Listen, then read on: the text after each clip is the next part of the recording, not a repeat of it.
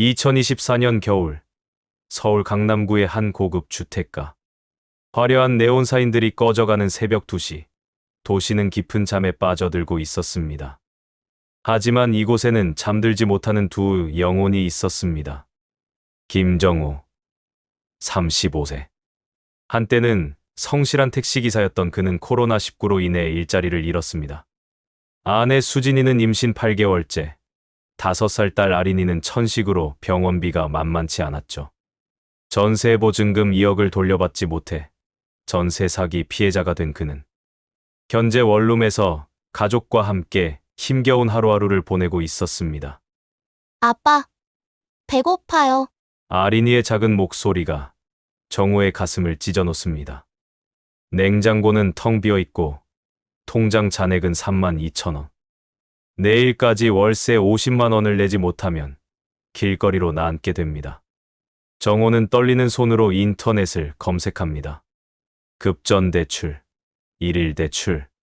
하지만 신용불량자인 그에게 돈을 빌려줄 곳은 없었죠. 그때 우연히 본 기사 하나가 그의 눈을 사로잡습니다. 강남 고급주택가 빈집털이 급증, 경찰 수사 확대. 마음 한구석에서 어둠이 스며듭니다. 한 번만, 정말 한 번만. 같은 시각, 강남구 신사동의 2층 단독주택. 78세 박영숙 할머니는 또다시 잠들지 못하는 밤을 보내고 있었습니다. 5년 전 남편을 여인 후 3년 전에는 독자 아들마저 교통사고로 잃었죠. 며느리는 아이들을 데리고 미국으로 떠났고 이제 이 넓은 집에는 할머니 혼자만 남았습니다. 이 집이 무슨 소용이야. 할머니는 중얼거립니다. 아들이 성공해서 사준 이 집, 한때는 웃음소리로 가득했던 이곳이 이제는 무덤처럼 적막합니다. 매일 같이 복용하는 수면제도 오늘 밤은 효과가 없네요. 할머니는 거실 소파에 앉아 가족 사진을 바라봅니다. 행복했던 시절의 모습들. 이제는 모두 추억이 되어버린 그 시간들 말이죠. 한편 정호는 가족들이 잠든 사이 조용히 집을 나섰습니다. 주머니 속 작은 멀티툴과 LED, 손전등이 차갑게 느껴집니다. 그는 며칠 전부터 답사해둔 그 집을 향해 걸어갑니다. 나는 나쁜 아빠야. 하지만 다른 방법이 없어. 정호의 눈가가 젖어듭니다. 하지만 가족을 위해서라면 이번 한 번만은 어쩔 수 없다고 스스로를 설득합니다. 새벽 3시, 정호는 목표로 했던 집 앞에 도착합니다. 높은 담벼락, 잘 관리된 정원, 그리고 2층 창문들은 모두 깜깜합니다. 며칠간의 관찰로 혼자 사시는 할머니가 계시다는 것을 알고 있었죠. 심장이 쿵쾅거립니다. 아직 늦지 않았어요. 돌아갈 수 있습니다. 하지만 정호는 아린이의 마른 얼굴과 수진이의 걱정스러운 표정을 떠올립니다. 담을 넘는 순간 정호의 운명이 바뀌기 시작합니다. 조심스럽게 1층 뒷문의 잠금 장치를 해제하는 정호. 다행히 집안은 조용합니다. 손전등, 불빛으로 거실을 살펴보니 값비싼 도자기와 그림들이 눈에 들어옵니다. 이것들만 몇 개만 가져가도. 하지만 정호가 정말 찾는 것은 현금입니다. 병원비와 월세를 내려면 적어도 200만 원은 필요하거든요. 그는 침실 쪽으로 발걸음을 옮깁니다. 2층에서 들려오는 작은 움직임 소리. 정호는 숨을 죽이며 1층 거실 한 구석에 숨습니다. 하지만 발소리는 점점 가까워집니다. 드디어 나타난 것은 하얀 머리에 잠옷 차림의 작은 할머니였습니다. 손에는 작은 플래시라이트를 들고 있었죠. 거기 누구요? 할머니의 목소리는 의외로 담담했습니다. 놀라거나 무서워하는 기색이 전혀 없었죠. 정호는 당황합니다. 계획에 없던 상황이었거든요. 죄송합니다. 저는 훔치러 온 거지. 할머니가 먼저 말합니다. 그럼 훔쳐가요. 어차피 내겐 소용없는 것들이니까. 정호는 더욱 당황합니다. 이런 반응을 예상했던 건 아니거든요. 할머니, 저는 앉아요. 할머니가 소파를 가리킵니다. 차라도 한 잔 하고 가요. 어차피 나도 잠이 안 와서 깨어 있었으니까. 기묘한 상황입니다. 도둑과 집주인이 새벽에 차를 마시며 대화를 나눈다니요. 할머니는 부엌에서 따뜻한 녹차를 우려와 정호 앞에 놓습니다. 이름이 뭐예요? 정호, 김정호입니다. 나는 박영숙이에요. 올해 78이죠. 차 한 잔을 마시며 두 사람은 서로의 이야기를 들려줍니다. 정호는 자신의 절망적인 상황을 털어놓습니다. 전세 사기를 당한 이야기, 아내의 임신, 딸의 병원비, 그리고 일자리를 잃은 현실까지. 말을 할수록 눈물이 흘러내립니다. 처음엔 정말 성실하게 살았어요. 택시 운전을 15년간 했거든요. 밤낮 없이 일했죠. 그런데 코로나가 터지면서 정호의 목소리가 떨립니다. 할머니는 조용히 듣고 있습니다. 그리고는 자신의 이야기를 시작합니다. 나도 한때는 행복했어요. 남편과 아들, 그리고 며느리와 손자 손녀들까지. 이 집은 항상 웃음소리로 가득했거든요. 할머니는 벽에 걸린 가족 사진들을 바라봅니다. 남편은 5년 전 췌장암으로, 아들은 3년 전 교통사고로, 며느리는 아이들 교육 때문에 미국으로 떠났어요. 1년에 영상통화 몇 번이 전부죠. 매일매일이 똑같아요. 아침에 일어나서 혼자 밥 먹고, 텔레비전 보고, 또 혼자 밥 먹고, 그러다 잠들기 전까지 시간을 보내는 거예요. 할머니의 말이 계속됩니다. 이 집에 있는 모든 것들이 추억이에요. 저 찬장은 남편이 결혼 20주년에 사준 것이고, 저 그림은 아들이 첫 월급으로 사온 거예요. 하지만 이제는 다 의미 없어요. 추억을 품고 있는 사람이 나 혼자뿐이니까요. 정호는 할머니의 외로움이 자신의 절망만큼이나 깊다는 것을 깨닫습니다. 할머니, 당신이 가져가려던 게 뭐예요? 할머니가 물어봅니다. 현금 200만 원 정도만. 정호가 작은 소리로 대답합니다. 할머니는 일어나서 서랍을 열더니 통장 하나를 꺼냅니다.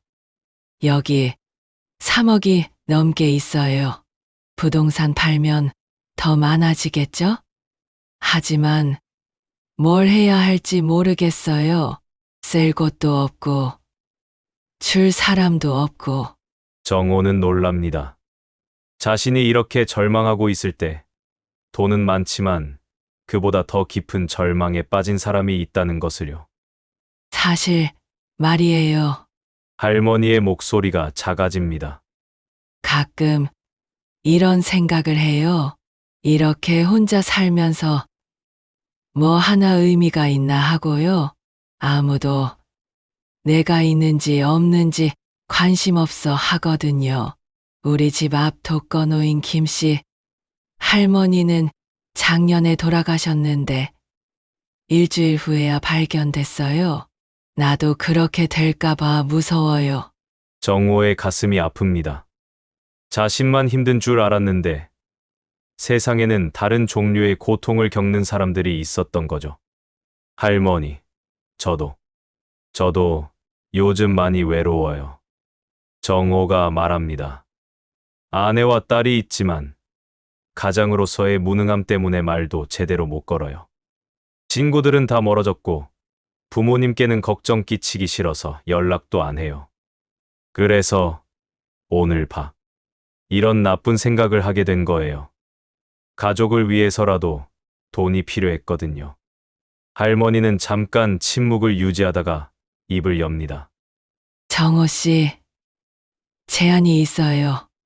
네, 내가 당신에게 200만 원을 드릴게요. 아니, 500만 원을 드릴게요. 대신 조건이 있어요. 정호는 놀란 표정으로 할머니를 바라봅니다. 일주일에 한 번씩 여기 와서 저와 이야기를 나눠주세요. 그냥 차 마시고 이런저런 얘기하는 거예요. 당신 가족 이야기도 들려주고 아이들 자랑도 해주고 그러면 돼요. 할머니. 그건 저는 돈보다 대화 상대가 필요해요. 그리고 당신은 돈이 필요하고요. 서로 도우면 되잖아요. 정호는 할머니의 제안에 당황합니다. 도둑질을 하러 왔다가 이런 뜻밖의 상황이 벌어진 거죠. 하지만 할머니, 저는 도둑질을 하려던 사람이에요. 그런 사람을 믿으시는 거예요? 할머니가 웃습니다. 정호 씨, 진짜 나쁜 사람은 이렇게 울지 않아요. 그리고 가족을 위해 어쩔 수 없이 나쁜 길을 선택하려 한 거잖아요. 누구나 절망적인 상황에서는 그럴 수 있어요. 게다가 할머니가 덧붙입니다.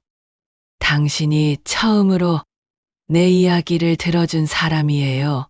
3년 동안 이렇게 긴 대화를 나눈 게 처음이거든요.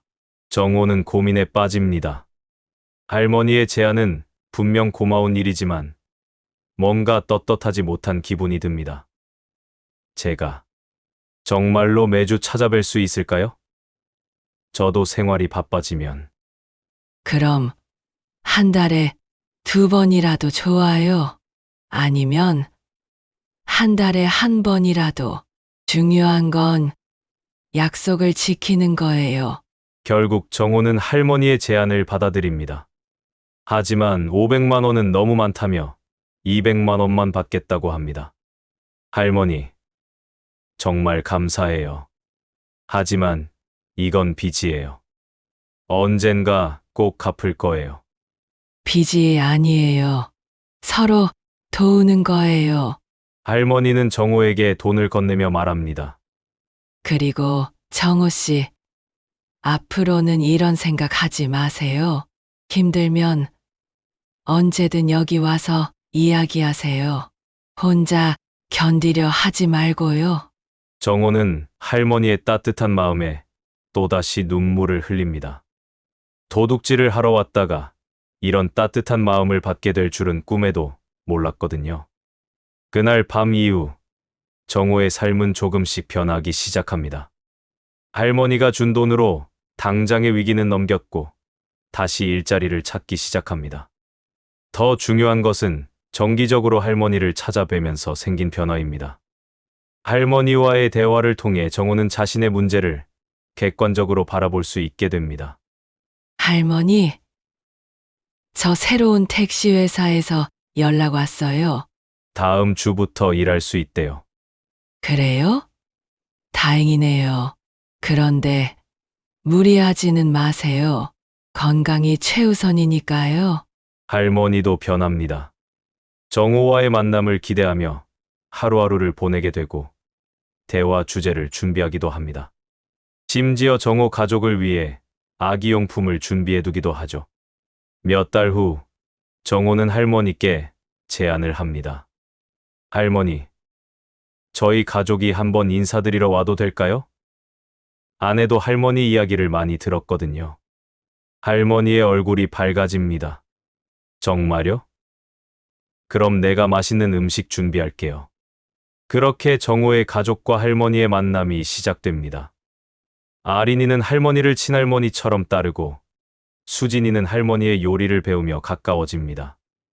할머니는 다시 한번 가족의 온기를 느끼게 되고 정호 가족은 든든한 조력자를 얻게 됩니다. 1년 후 정호는 택시기사로 안정적인 수입을 얻고 있습니다. 전세 사기로 잃었던 돈도 일부 돌려받았고 새로운 집으로 이사할 수 있게 되었죠. 하지만 가장 큰 변화는 할머니와의 관계입니다. 이제 정호 가족에게 할머니는 진짜 가족이 되었습니다. 할머니, 저희가 이사 가면 멀어지는데 괜찮으실까요? 바보야. 요즘엔 차로 30분이면 어디든 갈 수 있어. 그리고 내가 외로우면 언제든 당신들한테 갈 수도 있고. 실제로 할머니는 정호 가족의 새 집을 자주 방문합니다. 아린이의 숙제도 도와주고 둘째 아이가 태어났을 때는 산후조리까지 도와주었죠. 그로부터 5년이 흐른 지금 정호는 작은 택시 회사를 운영하고 있습니다. 할머니가 투자해준 덕분이죠. 물론 할머니는 투자가 아니라 선물이라고 하지만요. 할머니는 83세가 되었지만 여전히 건강하고 활기찹니다. 정호 가족뿐만 아니라 이웃들과도 친하게 지내며 활발한 사회생활을 하고 있어요. 아빠, 할머니는 어떻게 우리 가족이 된 거예요? 이제 10살이 된 아린이가 묻습니다. 정호는 아직 아린이에게 그날 밤의 진실을 말하지 못했습니다. 하지만 언젠가는 말해줄 생각입니다. 절망적인 상황에서도 사람의 선한 마음이 얼마나 큰 기적을 만들 수 있는지를요. 할머니와 정호는 가끔 그날 밤을 회상합니다. 할머니, 그때 정말 무서우시지 않았어요? 무섭긴 뭘. 오히려 반가웠어. 오랜만에 사람 목소리를 들으니까. 저도.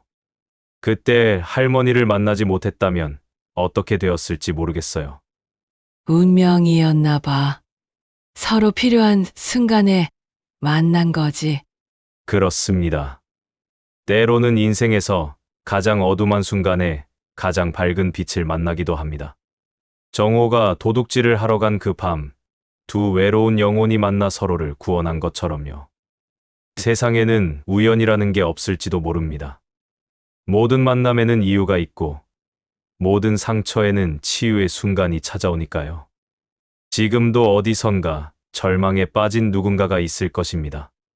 그리고 그 누군가를 구원할 따뜻한 마음을 가진 사람도 어디선가 기다리고 있을 거예요.